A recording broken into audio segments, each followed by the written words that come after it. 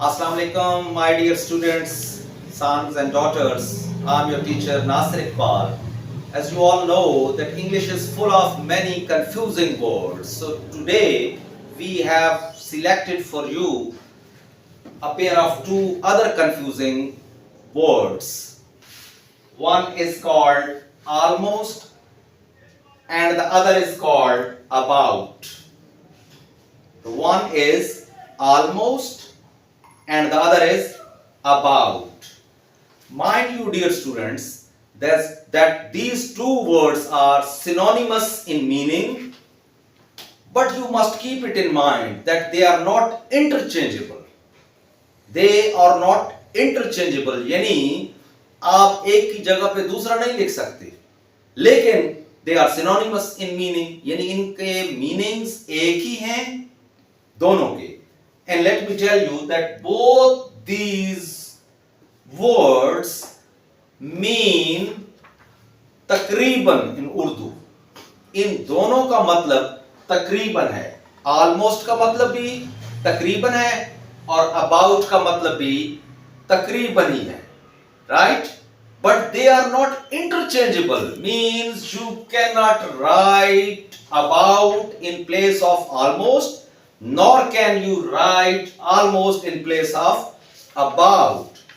Almost has its own different usage, whereas about has its own.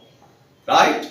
So first of these two, first and the most difficult one, the most difficult word that requires maximum attention of yours is almost. That is why I begin with the word almost, right?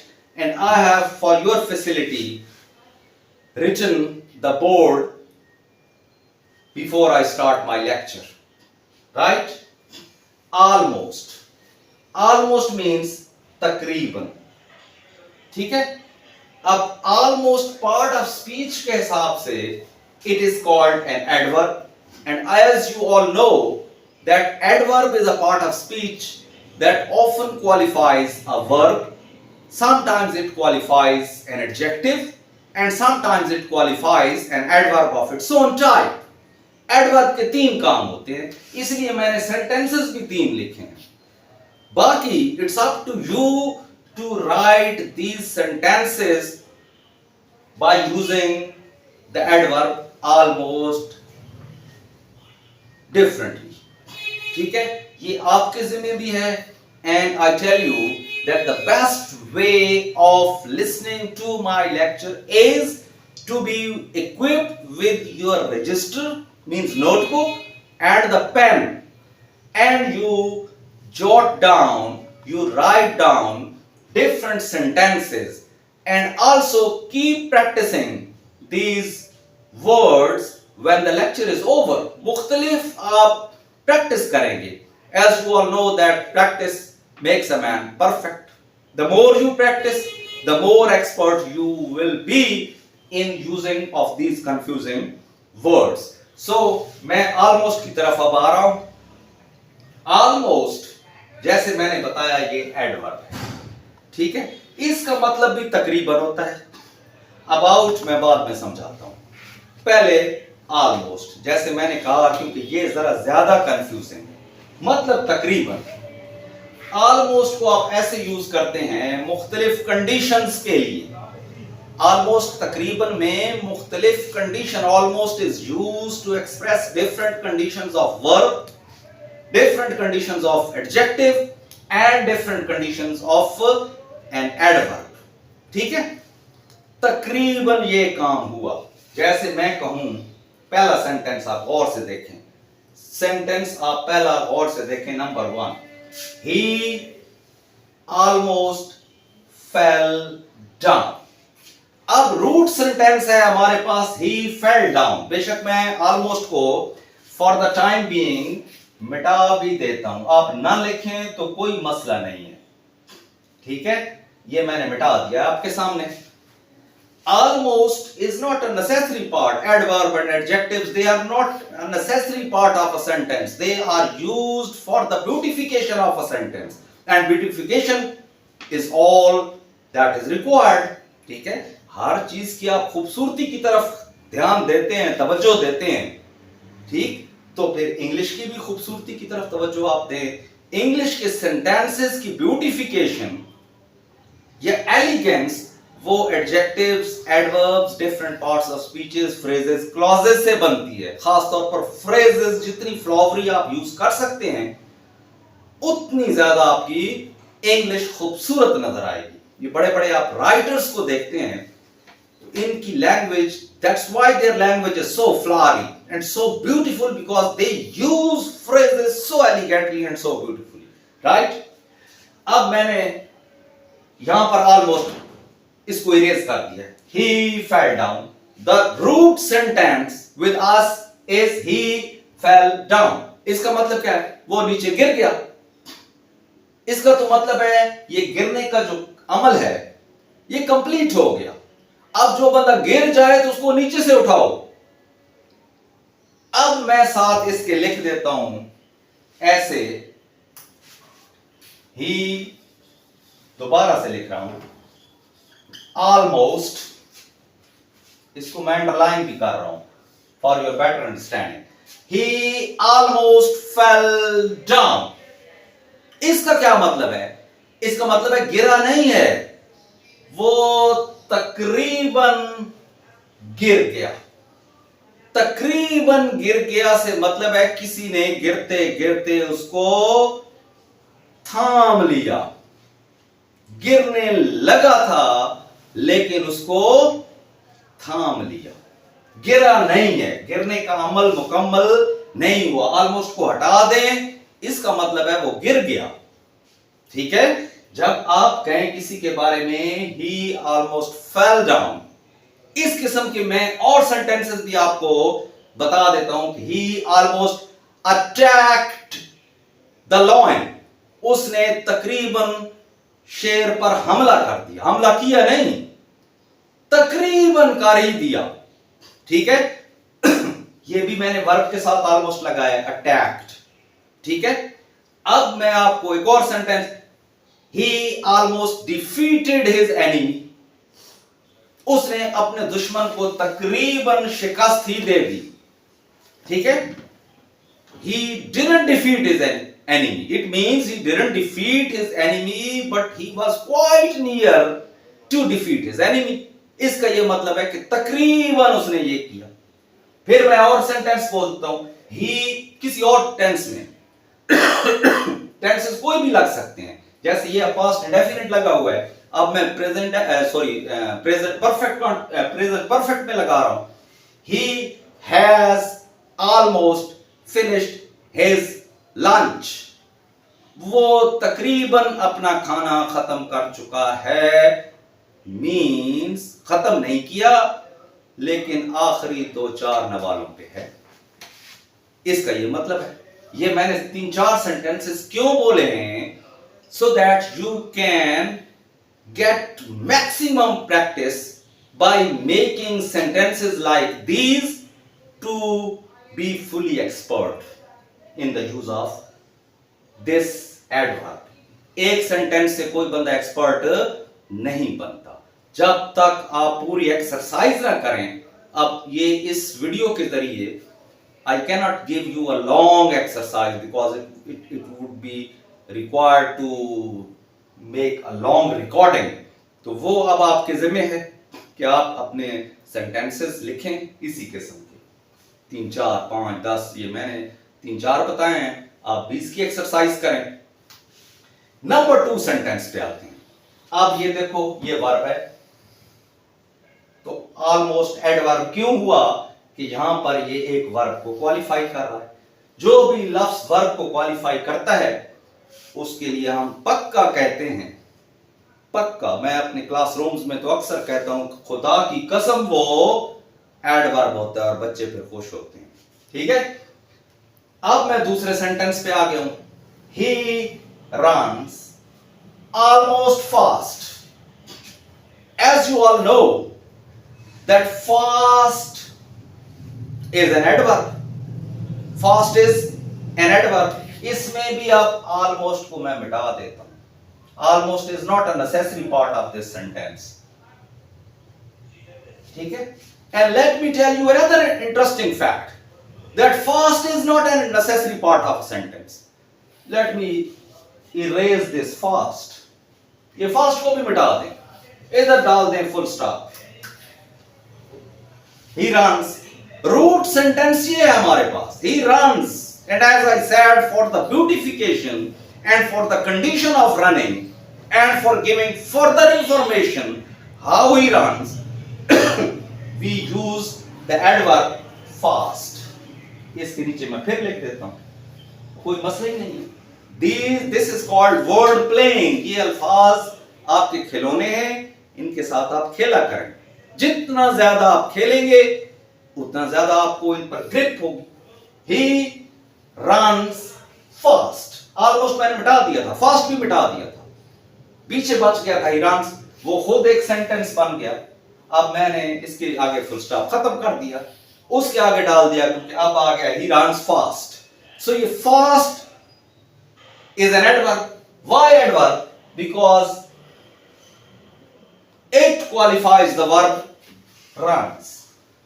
Fast इस वजह से adverb है कि ये run verb को qualify कर रहा है.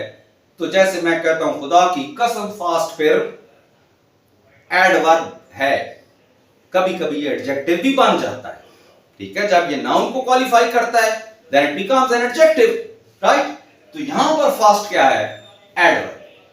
अब अगर मेरा दिल चाहे और मैं ये कहना चाहूं कि वो पूरी तरह तेज नहीं दौड़ता, तकरीबन तेज ही दौड़ता है.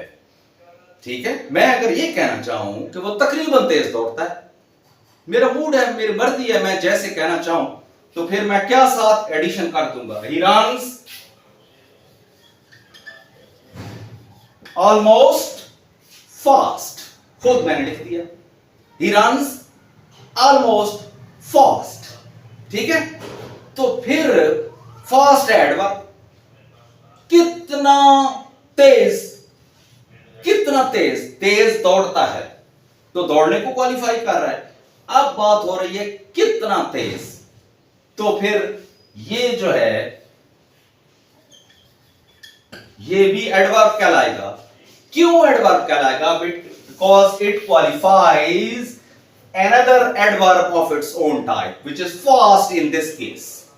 और इस almost को अगर आप पूछें तो ये एडवर्ब की कौन सी टाइप है? ये फास्ट है, एडवर्ब ऑफ मैनर. ठीक है, ये फिर बात की बात है, जब मैं एडवर्ब्स पढ़ाऊंगा उस पर तफसीली बात करूंगा, लेकिन just for the sake of telling you, ये fast is an adverb of manner. और ये ऑलमोस्ट क्या है? ये एडवर्ब ऑफ डिग्री. ठीक है, ये मैं वैसे मुख्तसरन ये बात कर रहा हूं. It requires a great detail to make you fully understand and to inculcate to you the concept of adverb and the concept of types of adverbs on the basis of their proper function. तो लिहाजा ये almost जो है तकरीबन तेज, इसी किस्म के आप कितने और अपनी तरफ से सेंटेंसेस बना सकते हैं जिसमें एक एडवर्ब को ऑलमोस्ट क्वालिफाई कर रहा होगा. ठीक है, अब हम तीसरे सेंटेंस पे आते हैं.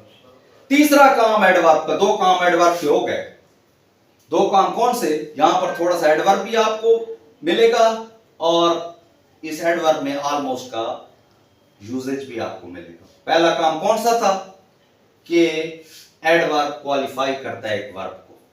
तो ये ऑलमोस्ट तकरीबन के सेंस में फॉल वर्ब को क्वालिफाई कर रहा है, जो यहां सेकंड फॉर्म में फेल बन गया.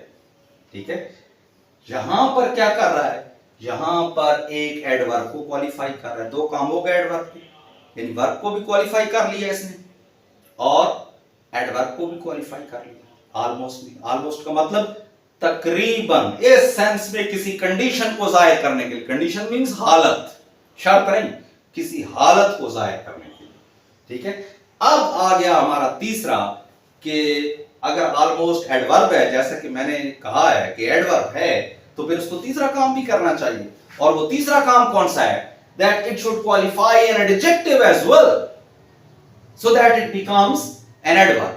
अब मैं किसी के बारे में कहना चाहता हूं कि वो एक ज़हीन लड़का है. He is almost रोक रहा हूं.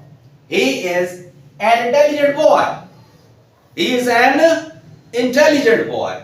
ये मेरी एक श्योर स्टेटमेंट है, यकीनी स्टेटमेंट है, कंफर्म्ड स्टेटमेंट है कि वो एक ज़हीन लड़का है. अब कोई बंदा मेरे नजर में ज़हानत के म्यार से अभी थोड़ा सा पीछे है. For example, if in my opinion some boy lags a little bit behind from the stature and standard of being intelligent, if I want to say this कि वो अभी इतना ज़हीन नहीं है लेकिन ज़हानत के दर्जे के करीब है, तो फिर मैं क्या कहूंगा? फिर मैं कह दूंगा he is almost an intelligent boy. ठीक है, वो तकरीबन एक ज़हीन लड़का है, जैसे मैं समझता हूं कि आप हैं. अगर आप इनको रजिस्टर पर लिखकर और बॉल पॉइंट अपने हाथ में पकड़कर और एक नोटबुक और रजिस्टर अपने पास रखकर इनको लिख रहे हैं, इनकी प्रैक्टिस कर रहे हैं, only then you are intelligent. And if you are simply listening to these lectures without being equipped by notebook and a ballpoint, then you are almost intelligent.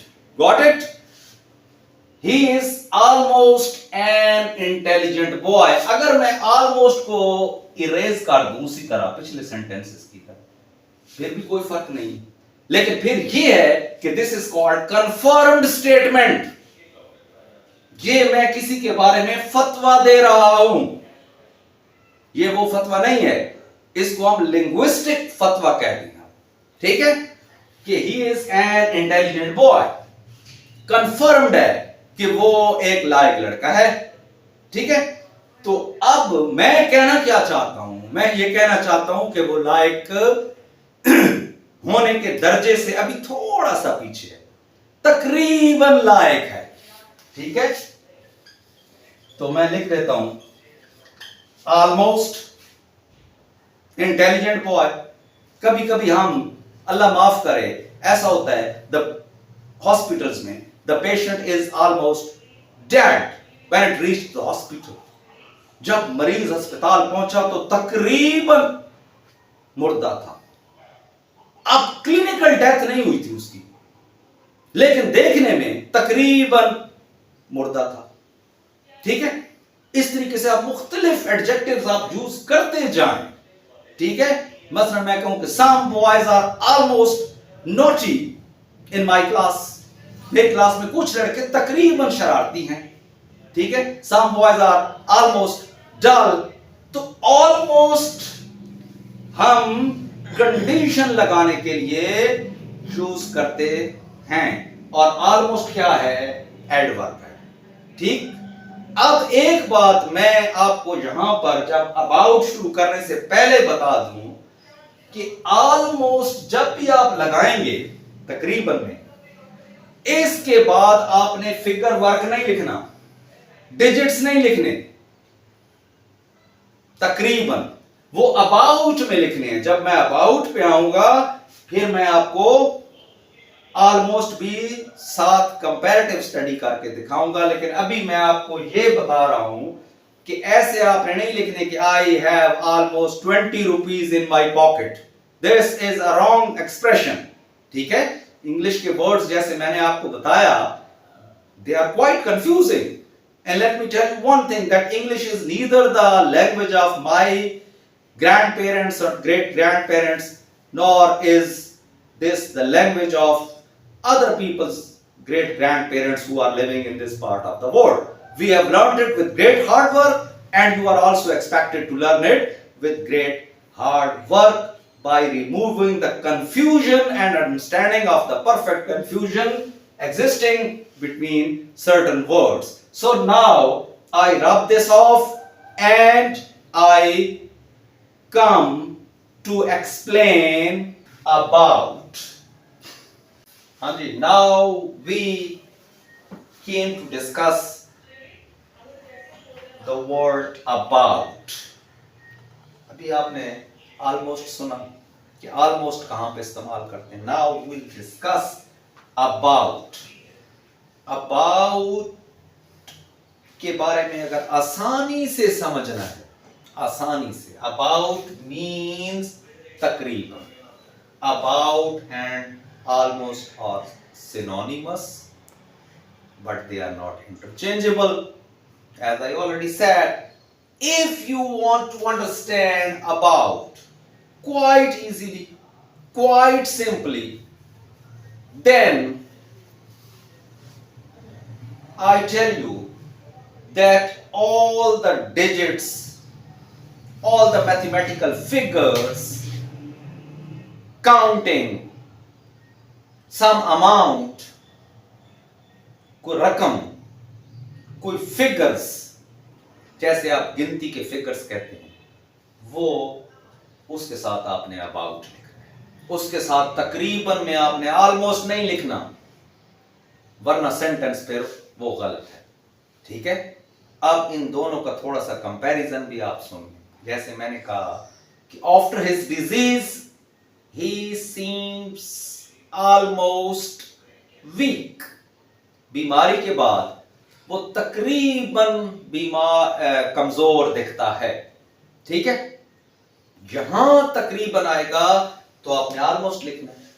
जब कोई फिगर वर्क आएगा, कोई फिगर आपने लिखना है। मसलन बच्चे सेल फोन्स बड़े शौक से लेते हैं, ये सेल फोन कितने का होगा, तो आप कहते हैं ये सेल फोन तकरीबन 40,000 का होगा या 1 लाख का होगा।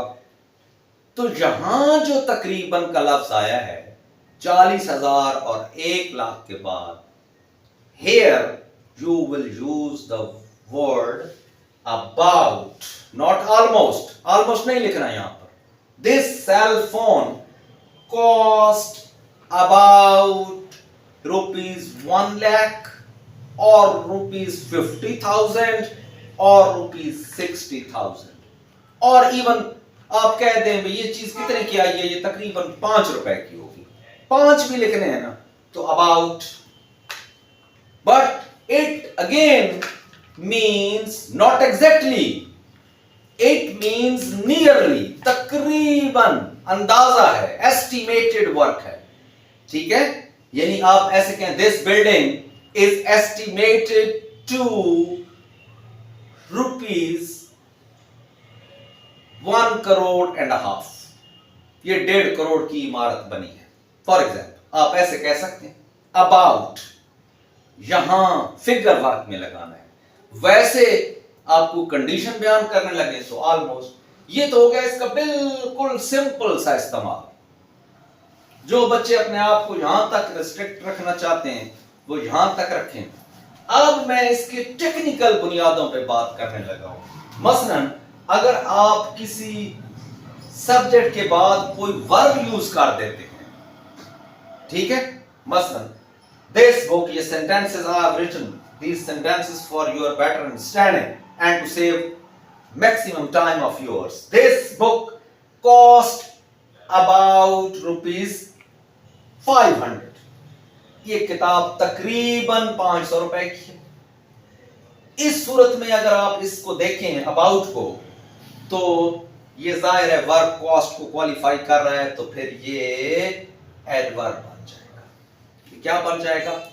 एडवर्ब। ठीक हो गया। अगर आपने फिर वर्ब लिखा है he aged about 16 or 20 और 30, तो फिर ये क्या कहते हैं कि एडवर्ब बन जाएगा।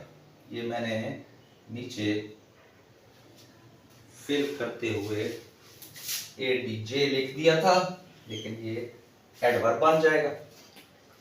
इसी को जब आप एडजेक्टिव के तौर पर इस्तेमाल करना चाहें तो आप बेशक वर्ब को रिमूव कर दें।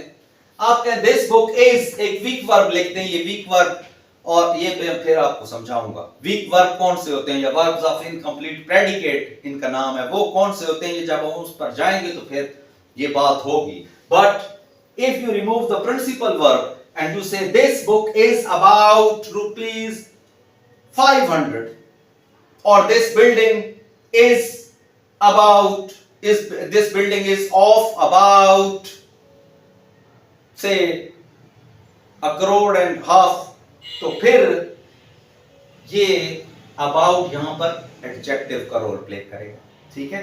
इसी तरह जैसे आपने लिखा he is, उधर हमने कहा था he aged, इधर हमने लिख लिया he is about 20, वो तकरीबन 20 साल का है।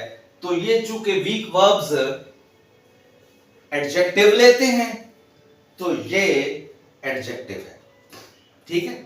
ये भी मैंने कहा आपको साथ बता दूं। एक अगली बात कि sometimes it becomes preposition as well. This about does the function of a preposition, ये preposition भी है, ठीक है।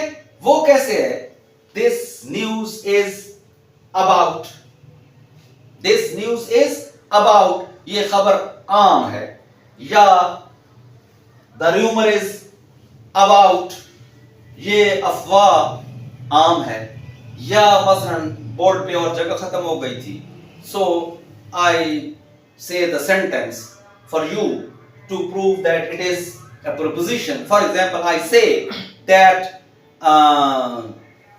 Rihan is surrounded about his enemies. So ये surrounded about यहाँ पर as preposition है। या मैं ऐसे बोल लूं कि he is gathered about his friends, उसके इर्द गिर्द उसके दोस्त थे। तो यहां पर about, उस ये जो मैंने दो सेंटेंसेस बोले हैं, इनमें about has been used as a preposition. So ये था हमारा आज का लेक्चर, जिसमें हमने बात की almost पे और about पे। almost को भी मैंने डिटेल से समझा दिया है, और about को भी I have explained a lot, right? So almost is written with the conditions and about is written with the digits and figures of mathematics. Both mean the same, takriban both are synonymous in meaning, but both are written differently, so never think that they are interchangeable. ये interchangeable नहीं है। आप इसके लिए, आपको आजादी नहीं है कि आप इधर about को मिटा दें और इसकी जगह पर आप almost लिख लें। No, यही छोटी छोटी गलतियां होती हैं जो हम सारी जिंदगी करते रहते हैं और हमें पता नहीं चलता। Now you might be thinking how I think about these confusing words, so I keep reading English fiction and then I ponder over, I ruminate, और मैं इन पर गौर करता हूं कि कहां पर about यूज हुआ है, कहां पर almost यूज हुआ है, and how the English people, the English writers write English. तो लिहाजा जब तक आप अपनी रीडिंग को इम्प्रूव नहीं करेंगे, एक्सटेंसिव रीडिंग नहीं करेंगे, इंग्लिश सीखना मुश्किल लगेगा आपको, लेकिन ये इतना मुश्किल है नहीं जितना हमारे मुआशरे में समझा जाता है। तो अब आप पेन और अपनी नोटबुक अपने हाथ में लें और इनकी प्रैक्टिस करें। Till then it's good bye, thank you.